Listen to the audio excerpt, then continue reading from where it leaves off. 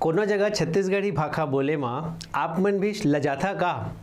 अरे मत लजाए करा। उत्तर में सदरी, पूर्व में लरिया, पश्चिम में खलटाही, फिर रायपुर ही, बिलासपुर ही, मध्य के छत्तीसगढ़ी और दक्षिण में तो कोई, कुड़ुक, भतरी, दोरली, हल्बी और पूरा छत्तीसगढ़ में गोड़ी कहे जाते। अतका सारा बोली से बने हैं हमार छत्तीसगढ़ी भाखा। तो हमार छत्तीसगढ़ में छत्तीसगढ़ी बोले माँ का बोले जाना। ठाट से गोठियाए करा, गर्व से गोठियाए करा, छत्तीसगढ़ी भाखा हमार भाखा है। नमस्कार, स्वागत है आप सभी का मेंटर्स ज्ञान में। और आज के करंट अफेयर के वीडियो में हम लोग सबसे पहले देखेंगे 15 अगस्त से रिलेटेड एक न्यूज़। 15 अगस्त भास्कर में एक न्यूज़ छपी थी जिसमें लालचंद जैन जी के बारे में बताया गया था। आप सुभाष चंद्र बोस, नेताजी सुभाष चंद्र बोस के टीम से लड़े हुए थे, तो नेताजी सुभाष चंद्र बोस के कारनामे दुनिया में लोग सुने, इसके लिए इन्होंने पेंड्रा में एक रेडियो हाउस बनवाया था जिससे आज़ाद हिंद फौज के जो न्यूज़ था वो सभी लोगों तक पहुंच सके। इस तौर पर ये नेताजी सुभाष चंद्र बोस को की मदद करते थे। नेताजी सुभाष चंद्र बोस से आप बहुत अधिक प्रभावित थे। त्रिपुरी अधिवेशन में आप सुभाष चंद्र बोस के गुट में शामिल थे। आपको पता होगा कि उस समय पट्टाभी सीतारमैया और नेताजी सुभाष चंद्र बोस के बीच में इलेक्शन हुआ था जिसमें नेताजी सुभाष चंद्र बोस सर्वसम्मति से अध्यक्ष चुने गए थे। खैर, इसके बाद जो भी चीज़ हुआ, कौन अध्यक्ष बने, ये बात की बात है। पर आपको इस यहाँ पे इम्पोर्टेंट बात ये याद रखनी है कि लालचंद जैन जी छत्तीसगढ़ के पेंड्रा के निवासी थे, स्वतंत्रता सेनानी थे, सुभाष चंद्र बोस जी के गुट के थे और सुभाष चंद्र बोस जी के आज़ाद हिंद फौज का न्यूज़ लोगों तक पहुंचाने के लिए इन्होंने पेंड्रा में रेडियो हाउस का निर्माण कराया था। ऐसे ही अचानक अगर प्रीलिम्स में क्वेश्चन आ जाए कि लालचंद्र जी किस जिले से संबंधित था और आपसे मेंस में जैसे इस बार गंगाधर चौबे बंधुओं के बारे में आया हुआ था, तो चौबे बंधुओं के बारे में अगर किसी को लगता है कि वो कहीं बाहर से आ गया तो आपको इस तरह के न्यूज़ पे ध्यान देना चाहिए। अगर इस तरह का न्यूज़ आप पढ़ लेते हैं और उसको एक बार अपने दिमाग में बैठा लेते हैं तो सवाल चाहे प्रीलिम से आए या मेंस में आप आसानी से बना सकते हैं। पेंड्रा रेडियो हाउस के बारे में कुछ जानकारी मिली है, इसको देख लीजिए। संस्थापक इसके पेंड्रा कांग्रेस अध्यक्ष लालचंद जैन जी थे। 1942 में स्थापना हुआ था। आज़ाद हिंद रेडियो पेंड्रा के जैनबाड़ा में आज़ाद हिंद रेडियो का संचालन किया गया और क्रांतिकारियों को शरण दी गई थी। 15 अगस्त 1947 को झंडा फहराया गया था, वो तिरंगा झंडा जैनबाड़ा में ही फहराया गया था लालचंद जैन जी के यहाँ ही। लालचंद जैन सुभाष चंद्र बोस के समर्थक थे। इन्होंने आज़ाद हिंद फौज की मदद भिजवाई थी और त्रिपुरी 1939 अधिवेशन में लालचंद जैन जी को नेताजी की उपाधि मिली थी। इसके बाद अन्य स्वतंत्रता सेनानी जिनको आपको याद रखना चाहिए, वीर नारायण सिंह सोनाखान बलौदाबाजार के हैं, पंडित सुंदरलाल शर्मा रायपुर से संबंधित हैं, बैरिस्टर छेदीलाल रायपुर और धमतरी दोनों हैं, बैरिस्टर छेदीलाल बिलासपुर है, ठाकुर प्यारेलाल राजनांदगांव, हनुमान सिंह रायपुर, घनश्याम सिंह गुप्त दुर्ग, पंडित रविशंकर शुक्ल रायपुर। इसको पढ़ने के बाद आपके स्टैटिक बुक के उस सेक्शन में चले जाना जहाँ पे अलग अलग स्वतंत्रता सेनानियों के अलग अलग जिलों के बारे में बताया गया है, वो आज के आज पढ़ लीजिएगा और लालचंद जैन जी के बारे में जितना बताया हो उसको लिख करके याद कर लीजिएगा। ऐसे ही पढ़ाई की जाती है। इसके बाद अगले न्यूज़ पे आते हैं जिसमें वसुंधरा सम्मान के बारे में बताया गया है। तो छत्तीसगढ़ का सम्मान होता है, यह आपको रचनाकारों को मिलता है वसुंधरा सम्मान। दैनिक भास्कर के स्थानीय संपादक डॉक्टर विश्वेश ठाकरे जी को इस साल का वसुंधरा सम्मान मिला है। स्वर्गीय देवी प्रसाद चौबे जी की 48वीं पुण्यतिथि के मौके पर बुधवार को भिलाई के महात्मा गांधी कला मंदिर में हुए समारोह में विधानसभा स्पीकर डॉक्टर रमन सिंह ने उन्हें 24वें वसुंधरा सम्मान से नवाजा है। समझ में आ गया। और जो डॉक्टर सिंह ने कहा कि छत्तीसगढ़ के विकास में पत्रकारिता को अमूल्य योगदान देने और उन्होंने पत्रकारिता से राजनीति में आने वाले दिवंगत चंदूलाल चंद्राकर, मोतीलाल वोरा, श्रीकांत वर्मा, चंद्रशेखर साहू की निष्ठा का उल्लेख किया है। समझ में आ गई बात। इस कार्यक्रम की जो अध्यक्षता कर रहे थे वो वरिष्ठ साहित्यकार सतीश जायसवाल थे और विश्वेश ठाकरे को यह सम्मान मिला है।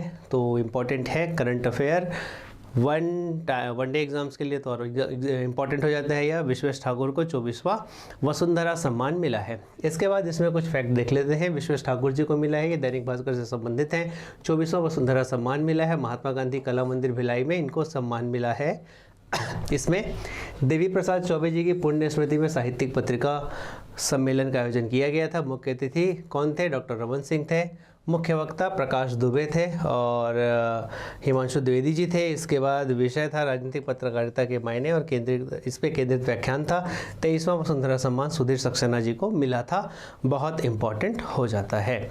अगला देखिएगा, कल मैंने आपको NIRF से रिलेटेड एक न्यूज़ बताई थी जिसमें छत्तीसगढ़ का कोई भी कॉलेज, मैंने आपको कहा था कि अंडर 100 के अंतर्गत नहीं है। एक यूनिवर्सिटी रविशंकर विश्वविद्यालय यूनिवर्सिटी थी जिसका रैंक 86वां था और वही 100 के अंतर्गत थी। इसके बाद कॉलेजेस में कोई नहीं था। हाँ, कृषि वाले क्षेत्र में अगर कॉलेजेस की बात करेंगे तो इंदिरा गांधी कृषि विश्वविद्यालय टॉप 40 में रैंक बनाई है। यहाँ पे अलग अलग लेवल के अलग अलग स्तर या फिर अलग अलग क्षेत्र के हिसाब से इनाम को आपको याद रखना रहेगा। कॉलेज में छत्तीसगढ़ के किसी भी कॉलेज को अंडर 100 के कोई रैंक नहीं मिला है। यूनिवर्सिटीज़ में 1 से लेकर 100 तक में 86वें रैंक पर रहा रविशंकर विश्वविद्यालय, वह भी किस कैटेगरी में? राज्य स्तरीय यूनिवर्सिटीज़ के कैटेगरी में। और कलिंगा यूनिवर्सिटी को 100 से 150 के बीच में स्थान मिला था। कॉलेज कोई नहीं है अंडर 100। और अगर सिर्फ एग्रीकल्चर कॉलेजेस की बात करेंगे तो उसमें इंदिरा गांधी कृषि विश्वविद्यालय को टॉप 40 में रैंक मिला हुआ है। क्लियर है? ठीक, अगली बार टॉप 25 में जगह बनाएंगे, ऐसा वहाँ के चंदेल जी कहते हैं। ठीक है, आगे देखिएगा। NIRF रैंकिंग पिछली बार आपको बताया गया था, वही सारी चीज़ें हैं। नेशनल इंस्टीट्यूशनल रैंकिंग फ्रेमवर्क होता है और यह शिक्षा मंत्रालय के द्वारा जारी किया जाता है। 29 सितंबर 2015 से इसको शुरुआत किया गया था। ठीक है, आगे बढ़ते हैं। इसमें ब्रिटेन से FTA दिवाली तक पहली बार 20,000 भारतीयों को अस्थायी वीज़ा संभव है। FTA का मतलब होता है फ्री ट्रेड अलायंस। तो किसी भी देश के साथ में जब आपका मुक्त व्यापार समझौता हो जाता है तो मुक्त व्यापार समझौता के तहत इस देश से उस देश के बीच में आदान प्रदान होता है। वो आदान प्रदान किसका होता है? सामानों का आदान प्रदान हो सकता है, बौद्धिक क्षमता का आदान प्रदान मतलब व्यक्ति का आना जाना और यहाँ से वहाँ बिजनेस करना ईजी हो जाता है। इसीलिए वीज़ा फ्री या फिर अस्थायी वीज़ा मिल जाएगा 20,000 भारतीयों को, जो कि भारत और ब्रिटेन के बीच में बहुत ही अच्छा संबंध दिखा रहा है।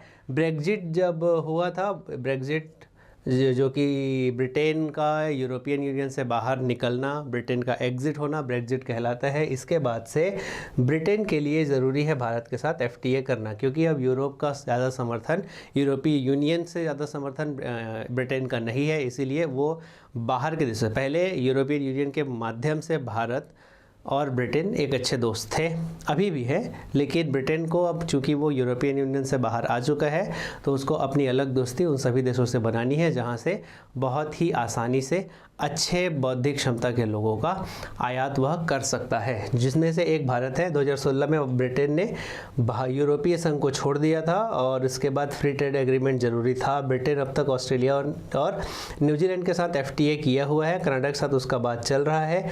बड़ी भारतीय अर्थव्यवस्था और भारतीय बाजार में प्रबल संभावनाओं के चलते ब्रिटेन FTA के प्रति उत्सुक है। जर्मनी, फ्रांस और इटली यूरोपियन यूनियन में होने के कारण यूरोपीय बाजारों में तेज़ी से आगे बढ़ रहे हैं, जिसमें आगे और आने की कोशिश कर रहा है ब्रिटेन। ठीक, आगे देखते हैं इसके बारे में कुछ स्टैटिक पोर्शन जिसके बारे में आपको पढ़ाई करनी चाहिए पेपर 7 पार्ट 2 के लिए। FTA क्या होता है? तो FTA मुक्त व्यापार समझौता होता है। इसके तहत दो देशों के बीच में आयात निर्यात से संबंधित सीमा शुल्क, नियामक कानून, सब्सिडी आदि को सरल बनाया जाता है। यह बहुत टाइप के हो सकते हैं, बहुपक्षीय भी हो सकते हैं और द्विपक्षीय भी हो सकते हैं। भारत और ब्रिटेन के बीच में द्विपक्षीय है। भारत का FTA निम्न देशों के साथ है। 54 देशों के साथ भारत FTA कर चुका है, जिसमें कुछ देश कौन कौन से हैं? जापान, दक्षिण कोरिया, आसियान देश हैं, सार्क देश है, मॉरिशस, UAE, ऑस्ट्रेलिया। अब देखिए, अगर भारत जापान के साथ में कोई फ्री ट्रेड अलायंस करता है, मुक्त व्यापार समझौता करता है तो वह द्विपक्षीय होगा। लेकिन अगर भारत आसियान देश या फिर सार्क देश के साथ अगर अलायंस करता है तो ये क्या होगा? बहुपक्षीय समझौता हो जाएगा। क्लियर है? बाकी FTA वही ही होता है, मुक्त व्यापार समझौता, फ्री ट्रेड हो सकता है दोनों देशों के बीच में। अब लेबर पार्टी और कंजर्वेटिव पार्टी, इनमें से कौन सी पार्टी अभी शासन कर रही है ब्रिटेन के ऊपर? ब्रिटेन के प्रधानमंत्री कौन है? इसको आपको पढ़ना चाहिए। पढ़कर कमेंट में बताइएगा किस पार्टी की सरकार अभी वहाँ चल रही है और वहाँ के प्रधानमंत्री कौन है, चेंज हुए हैं। भारत के जो भारतीय मूल वाले जो प्रधानमंत्री थे उसके बाद वहाँ के प्रधानमंत्री भी चेंज हुए, जिसको आपको पढ़ना चाहिए। बताइएगा कौन है वो, ठीक है। विश्व व्यापार संगठन 1 जनवरी 1995, मुख्यालय इसका जिनेवा है, ठीक। आपके कमेंट का इंतज़ार रहता है, आप कमेंट नहीं करते हैं, इसको सर्च करके कमेंट करेंगे तो उसके बारे में आपकी भी पढ़ाई होगी, ठीक है। फिर विश्व व्यापार संगठन जो है WTO, वर्ल्ड ट्रेड ऑर्गेनाइजेशन, इसी ने FTA का सुझाव दिया था। 1 जनवरी 1995 को इसकी स्थापना हुई थी। इसका मुख्यालय जिनेवा में स्थित है। इसके बाद एक रिसर्च था जिसके हिसाब से 2036 तक 152.2 करोड़ होगी हमारे देश की आबादी और लिंगानुपात कितना होगा, 952। तो भारत की जनसंख्या निरंतर बढ़ती जा रही है, हमारे पास संसाधन उतने ही हैं, तो 152.2 करोड़ होगी देश की आज़ादी। 15 वर्ष से कम आयु में गिरावट की आशंका है और देश में बुजुर्ग की आबादी बढ़ेगी। तो कार्यशील लोगों की आबादी भारत में कम होने के चांसेस हैं, लेकिन 2036 तक इसमें कार्य किया जा सकता है। अभी हमारे पास स्टिल 12 साल है जिस पे हम बहुत सारे काम करके इसके होने वाले जो दिक्कतें हैं या बाद में परेशानियां होंगी उसको हम कंट्रोल कर सकते हैं। डैमेज कंट्रोल यहाँ पे किया जा सकता है। इसके बारे में आपको कुछ बता दें। अच्छा, इसमें एक इम्पॉर्टेंट ये था कि घट रही कुल प्रजनन दर, तो भारत की कुल प्रजनन दर घट रही है, जो 2.3 थी कब 2016 में, 2020 में 2.0 हो गई है। ग्रामीण इलाकों में 2.5 से घटकर 2.2 हो गई है और शहरी इलाकों में 1.8 से घटकर 1.6 हो गई है।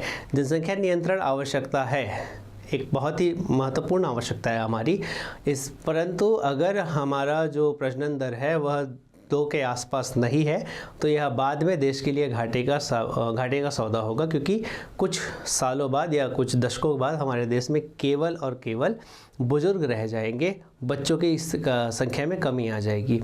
तो जनसंख्या वृद्धि को रोकना तो ज़रूरी है, लेकिन उसके साथ प्रजनन दर 2.0 के आसपास, मतलब लगभग 2.0 के आसपास रहने की आवश्यकता है, जो कि देखिए कम हो गई है, 2.0 पर आ गई है और अगर इससे भी कम होती है तो हमको दिक्कत आएगी। इसके बाद एक अच्छी न्यूज़ ये है कि स्टार्टअप में महिलाओं ने दिखाया दम, अब फीमेल जो है वो स्टार्टअप कर रही हैं। कल या परसों के न्यूज़ में आपको बताए भी थे विनीता पटेल के बारे में, जिन्होंने एक स्टार्टअप स्टार्ट किया है सैनिटरी पैड को लेकर के। आगे इसमें स्टैटिक जो आपको पढ़ना चाहिए, 2036 तक भारत की जनसंख्या लगभग 152.2 करोड़ तक पहुँचने की उम्मीद है। कामकाजी लोगों की संख्या बढ़कर 65% हो जाएगी, तो इनके लिए रोजगार मिलना बहुत ज़रूरी है। इसके बाद महिला की आबादी 0.3% से बढ़कर 48.8% हो जाएगी, किसमें, वर्किंग में, ठीक है। इसके बाद 15 वर्ष से कम लोगों की आयु की अनुपात घटेगा, जो कि बहुत दिक्कत वाली बात है। इसके बाद 2036 तक हमारा जो सेक्स रेशियो है वो 952 आ जाएगा, जो कि थोड़ा सा ख़राब स्थिति है।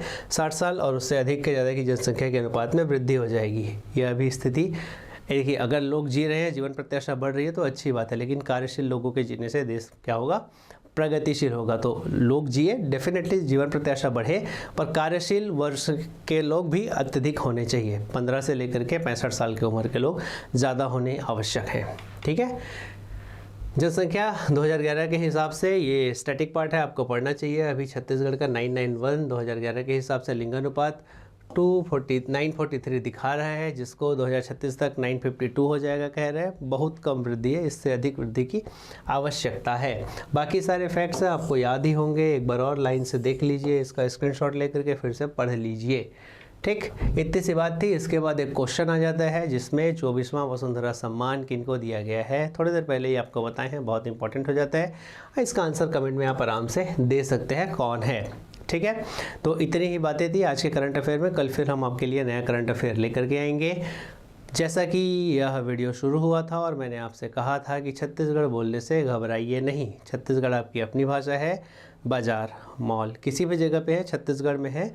तो जैसे बाकी जगह पे कोई तेलुगु बोलने में नहीं घबराता है, कोई तमिल बोलने में नहीं घबराता है, कोई मराठी बोलने में नहीं घबराता है, कोई पंजाबी बोलने में नहीं घबराता है, तो छत्तीसगढ़ी बोलने में क्यों घबराएंगे? नहीं घबराना है, बात करना है छत्तीसगढ़ी में, ठीक है। शुक्रिया, कल मिलेंगे, कल फिर नए वीडियो में। नमस्कार।